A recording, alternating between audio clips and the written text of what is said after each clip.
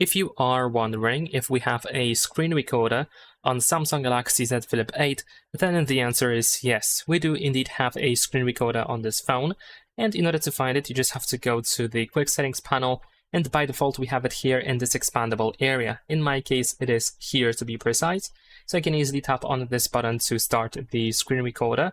I can choose if I want to record in the full screen or just part of it. We can choose the audio, and we can show or hide taps and touches, and whenever you're ready you can just tap on start recording. Besides that, if you for some reason don't have the screen recorder over here, you can tap on this pen icon in the upper right corner and choose add a control. And then here you might be able to find the screen recorder, for example here at the top, or you will need to find the capture section, and once you find screen recorder you can just, for example, press and hold your finger on that button to drag and then drop it anywhere you want it to be. And that is pretty much it. Leave a like and subscribe.